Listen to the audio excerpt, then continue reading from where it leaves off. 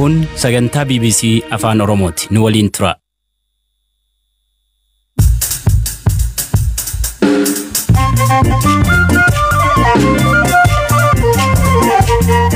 Ashama akka mul'atan dhaggeeffattoota keenya sagantaa raadiyoo BBC Afaan Oromoo wiixata galgalaa eegaleera dursee maal harkaa akka qabnuun gurra simbuusa. Har'a ganama magaalaa Maqaleetti haleellaa qilleensaa raawwatame namoonni nagaa miidhamanii jedha mootummaan Tigraay.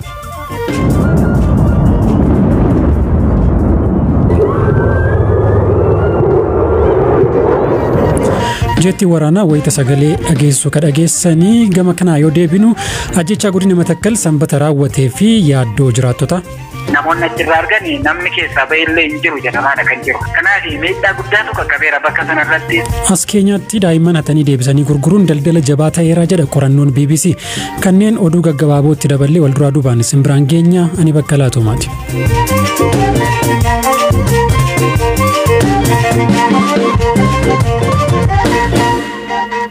Lolli humnoota mootummaa federaalaa fi naannoo Tigraay itti fufee har'a ganama naannoo sa'aatii 5 xiyyaarri waraanaa dhiyoo magaalaa Maqaleetti haleellaa raawwateera. Haleellaa kanaan namoonni nagaa miidhamaniiru jedha mootummaan Tigraay. Gama kaaniin ministeerri muummee itti aanaa fi ministeerri haajaalaa Itoophiyaa Dammaqa Makonnin gara Yuugaandaa imaluun pirezidaantii Yuugaandaa Yoweri Museveni waliin mari'ataniiru. Kuni Yuugandaan mootummaa federaalaaf naannoo Tigraay jidduutti jaarsummaa taa'uuf gabaasaaleen jedhan erga dhaga'amaniin booda. Haa ta'u malee mootummaan Itoophiyaa jaarsummaan taa'amu hin jiru jedheera. Yaadataa Biraanuu gabaasa qaba. Mootummaan federaalaa haleellaa kuufama meeshaa waraanaa izii kaabaa kan raayyaa ittisa biyyaa jalaa saamame irratti xiyyeeffatedha jedhu itti fufuudhaan har'a magaalaa Maqalee naannolee muraasa keessatti xiyyaaraan haleeluutu himama.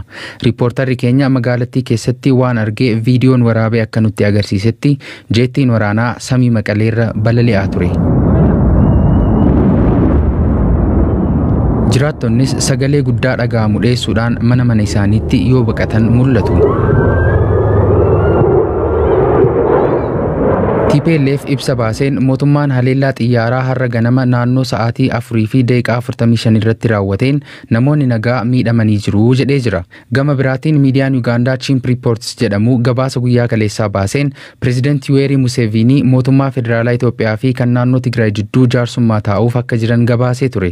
Sana hordofee jilli muummicha ministeeraa itti aanaa fi ministeera haajaa alaa Itoophiyaa Dammaqaa Makonniniin durfamu gara Yuugaandaa imaluun pirezidaantii Museveni waliin wal arganii mari'atanii jiru. President Museveniin marii kana booda barruu marsaalee hawaasaa isaanii irratti barreessaniin dhimmoota nagaa fi nageenya yeroo ammaatti Itoophiyaa miidhaa jiran irratti mari'annee jedhan. Waraanni Itoophiyaa keessatti gaggeeffamaa jiru maqaa gaarii guutuu Afrikaa balleessa kan jedhan pireezidentichi siyaasa sabummaa irratti walii hin galu waan nu tokkoomsu irratti fuulleeffachuu qabnaa jedhanii jiru. Pireezidentichi barreeffama isaanii kanaan mariin jiraachuu qabaa, lollis dhaabbachuu qabaa jedhanii barreessanii erga turaniin booda bakka waa'ee marii dubbatu sana takka turuun keessaa haqanii jiru. Gama kaaniin pireezidantiin duraanii Naayijeeriyaa Olusegun Obasanjoo jaarsummaaf gara Finfinnee imaluu AFP'n gabaasee jira. Haa ta'u malee mootummaan Itoophiyaas ta'ee gamtaan Afrikaa waa'ee malaas ta'ee jaarsummaa kanaa akka quba hin qabne himanii jiru. Koreen labsii yeroo muddamaa Tigraayitti labsame raawwachiisuuf mootummaa federaalaan ijaarame ibsa irra kenneen gabaasni mootummaa federaalaa jaarsummaa taa'uuf jedhu soba ta'uu himee jira. Dubbi himaan koree kanaa Ambaasaadder Reedwaan Huseen obbo Dammaqaa Mokonnin Yuugaandaa kan deeman dhimma kanaaf akka hin taane himani. Yaaliin marii kamiyyuu seeraan gaafatamuu jalaa bahuu yookaan ammoo seeraan bitamuu diduu jajjabeessaa biyyi qaama rookeettii fi misaayila hidhatee haleellaa raawwatu waliin jaarsummaa taa'uu hin jiru jedhan Ambaasaadder Reedwaan. Mootummaan federaalaa Itoophiyaa hanga hooggantoonni TPLF seeratti dhiyaatanitti mariin taasifamu hin jiru haa jedhu iyyuu malee hoogganoonnii fi dhaabbileen addunyaa garaagaraa lolli dhaabbatee rakkoo hin jiru mariin karaa nagaatiin akka furamu waamicha dhiyeessaa jiru. Obbo Dammaqaa Makonnin galgala kana Keenyaa kan galan yoo ta'u pirezidaantii Uhuruu Keenyaataa wajjin wal arguun mari'ataniiru. Pirezidaantii Uhuruun lolli Tigraayitti adeemaa jiru dhaabbatee qaamoleen lamaan lola dhaabanii rakkoo jiru karaa nagaa akka furan waamicha dhiyeessaniiru.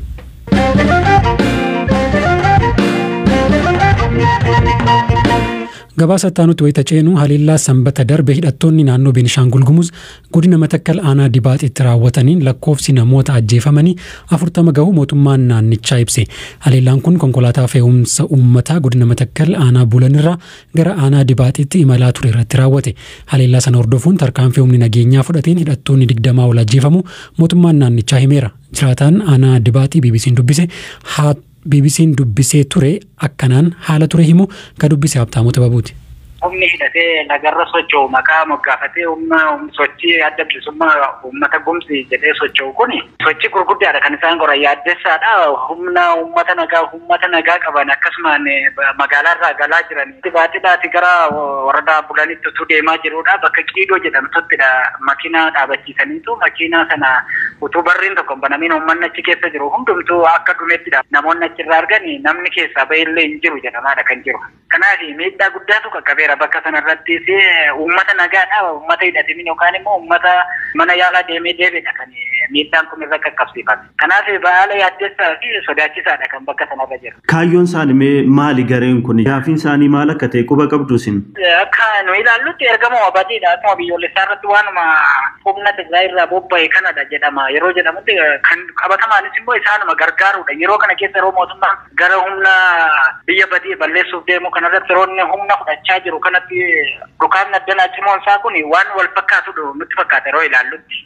Mee tarkaanfiin mootummaan fudhachaa jiru hagam amansiisaadha yookaan immoo hagam yaaddoo irraa bilisa kan siin godhudhame? Ammasumayyuutu mootummaan humna bobbaasee humnoonni bakka kanarraan socho'an ta'e jiraachuufillee uummanni wabii hin qabu. Ammasuma jireenya namaatiif yeroo isaan dhufan yeroo makalaakiyaa federaalaa kun yeroo isaan seenanidha. Keessumatti kan uummanni haara galfatu. Haara galfiin uummataa federaalli yoo seenidha malee inni kaan walamanuu dhabeera amma sodaachisaadha. Haalli keessa jirru baay'ee ulfaataadha. Mee furmaanni maali jettu isin? Wanti akka furmaataatti yaaddan jira?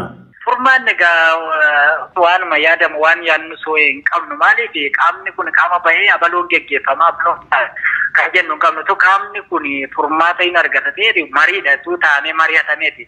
Kan kana laaf immoo mootummaan akkuma cimsee hirmijaa fudhachaa jirutti bakkoota sigaa sodaa ta'an kanarratti humna bobbaasee humnoota kana saaxilamanii keessaa ba'anii xinnoo furmaata kan argatu malee furmaanni biraan hin jiranne waan eegnu hin qabu. Humni hidhate kun ripheeti kan inni lolu bakka kanaan waa eegamu mootummaan gara bakka kanaatti yeroo bobbaasu isaan bootaa jijjiirrataniitu karaa bootaa biraatiin ba'u. Kanaaf miidhaa gurguddaadha kan ka'aa jiru. Kanaaf immoo uummanni bakkicharra jiru amma sodaa guddaaf sodaa keessadha kan jiru. Baay'ee hojii hojjetachuu dhiisii baay'ee maasii isaallee ilaalee deemuudhaaf baay'ee sodaachaadha kan jiru. Hoogganaan biiroo nageenyaa naannoo Beenishaangul Gumuz obbo Gaashuu Dugaas haala haleellaan kun itti raawwate akkasiin himu.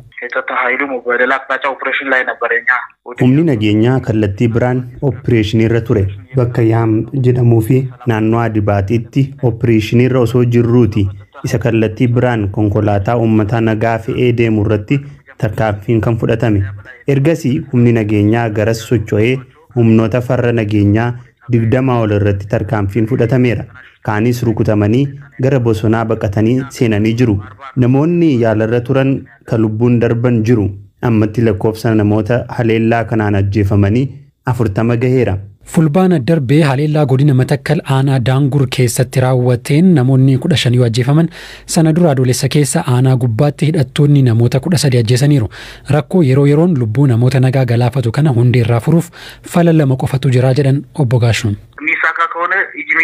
Yoo ni milkaa'aa ta'ee fi harka kennatu ta'e karaa nagaatti akka deebi'an yoo kun hin taane ta'e garuu opereeshinii amma eegalleen tarkaanfii fudhannee barbadeessuun naannicha qulqulleessinee nageenya uummataa mirkaneessuuf hojjechaa jirra.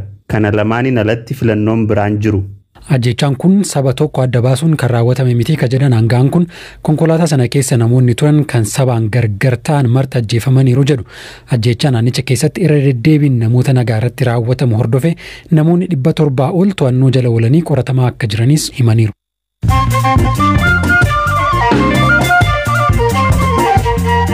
Jidduutti immoo oduu gaggabaaboon isinitti hima. Hidhii humna ibsaa takazee ta'e jedhamee hin haleelamne jedhe mootummaan Itoophiyaa. Mootummaan naannoo Tigraay torbee darbe hidhi kun xiyyaaraan haleelamee jira jechuun mootummaa federaalaa himachaa ture. Dubbi himaa koree labsii yeroo muddama raawwachiisu katan ambaasaadder Ridwaan Huseen ibsaarra kennaniin xiyyaarri waraanaa haleellaaf gara Tigraay malee ture boombii osoo hin buusiin waan deebi'ee fi boombii fe'atee ture ammoo buusuun dirqama waan ta'eef bishaan tagazee keessatti darbate malee haleellaa hin raawwanne jedhan. Gorsaan nageenyaa ministeera muummee Itoophiyaa obbo Gadduu Andaargaachoo pirezidantii Jabuutii Ismaa'eel Umar Gullee waliin mari'atan. Aangawoonni lameen dhimma yeroo irratti akka mari'atanii fi obbo Gadduun haala Itoophiyaan keessa jirtu pirezidantichaaf kan ibsan yoo ta'u akka FBC'n gabaasetti pirezidantichi Jabuutiin mootummaa tokkummaa Itoophiyaaf deeggarsa ni taasifti jedhaniiru. Talaalliin haaraa COVID-19 dhibbeenta 95 namarraa ittisu argamuun himame. Talaalliin kun dhibee kana to'achuuf dhibbeenta 95 humna akka qabudha. Odeeffannoon kaampaanii fayyaa US Moderna jedhamu baasee kan mul'isu. Bu'aan kunis talaalliin weerara kanaaf furmaata ta'uu dhiyootti argamuu mala yaada jedhu jabeesseera.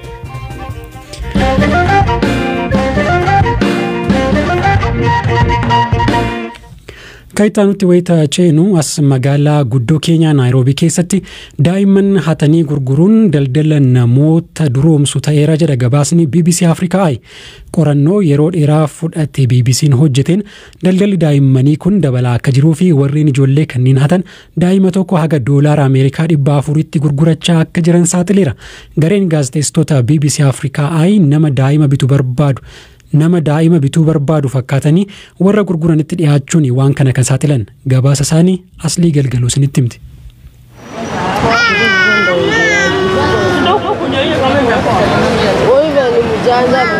Ijoollee kun 60 taatutti daandiiwwan Naayiroobii jiraata.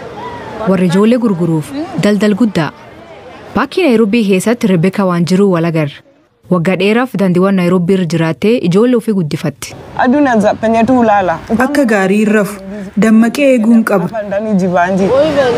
Daa'imni isii hangafaa odoo isii rafuu jirtu jala hatamu. Eegi suni takkiin argamu. Sa'aatii 8tti yoon dammaqu daa'imni koo hin turre eenyu akka fudhateen hin beeku. Maqaansaa Lawrence Josiah jedhama. Daa'ima maaliif hatu? Daandiirra waan hin jiraadhuuf haadhaamtuu miti.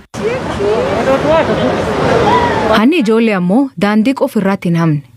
Akka oduun dhaqqabdeetti hojjetaa yaala hawaasaa kan Fred Leparan jedhamu ijoollee hospitaala mootummaa kan Mamaluusi Kibakii dhalattuu gurgurataa jedhan. Namni nuti kun walga'ii Fred waliin qabate. Namaatii kiyya Karoos jedhamuutti ka daa'ima argachuu hin dandeenyetti akka malee daa'ima bitachuu fedhaa jedheen. Fred duraanuu daa'ima gurgura harka qabu fakkaata. Daa'ima tokko hospitaalaa qaba. Torbee lamaan dura asitti gatanii biraa deeman. Fred gaaf Roozii wal argee akka isiin gaazexeessituu hin baran. Rooz akka fuudhii kiin hammaan ariifachiisan daa'ima bitachuu fedhaa jettee itti himti. Waggaa hedduu waliin turre. Takka waliin dhabne. Amma immoo maatiin isaa dubartii biraa akka barbaaddatu gaafate. Maal ta'a? Hanna daa'imaatiif Fred waggaa 30 hidhamuu danda'a. Talleef jedheen dhabne dafee gurgur daa'ima jalqabe. Gatii sitti himee? Eeyyee 300 naan jedhee ture. Kun $1 Ameerikaa 3,000. Ganam guyyaa itti aanu Rooz erga Fredii argatti. Ijoollee 3 taman ijoolleen itti guddattu dabarfamuuf deemtu tokkeessa akka gurguruuf beesis. Waraq dabarsa isaanillee waan itti barreessan itti him. Daa'imman lakkisan jedhii barreessi.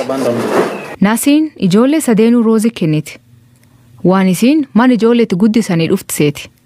Akka hanni ijoollee tan harka keessa qabdu hin beenne. Rooziin ammoo ijoollee 3 man isiin itti guddatti geessiti. Asitti akka dassa jabeessan agnami guddifachuu fedhu karaa seeratiin hin fudhatin. Gochi akkana hun ammoo agam hamaa. Keenya keessaa hanni ijoollee irraa staatistikii namaan hin jiru. Jii taanu raaga qabannee Fred dur dhaabbanne. Akka ati ijoollee hattee gurguratti raaga qabna maan jette? Ana? Eessi. Miti. Himanna heeniti barreessinee ammoo deebii hin argan. Bulchiinsa hospitaalallee irraa deebii hin argan. Kabajamtoota dhaggeeffattoota keenya sagantaa keenya goolabuu keenyaan dura oduu gaggabaaboo lamaan irra isinii buusa. Kaaba Naayijeriyaatti aggaammiin namoota ukkaamsuuf taasifamee ture fashalee jedhe mootummaan biyyattii daandii guddaa magaalaa Kaadunaaf magaalaa guddoo biyyattii Abuujaa walitti fidurratti yaaliin namoota konkolaataa keessa turan ukkaamsuuf taasifame fashalus namoonni 2 ajjeefamuun gabaafameera. Gama kaaniin ministeerri muummee UK Boris Johnson biyyattiin gamtaa Awurooppaa keessaa waliigaltee daldalaa malee yoo baatellee badhaadhuun ishee hin oolu jedhan. UK'n gamtaa kana keessaa yoo baatu waliigaltee daldalaa argachuu qabdi moo hin qabdu ka jedhu irratti mari'atameera. Boris Johnson waliigaltichi yoo hafellee homtuu nutti hin hafu jedhaniiru. Boru sagantaa wal fakkaataadhaan walitti deebina oduulee hafan irratti dabalata marsariitii keenya argachuu dandeessu. Horaa bulaa.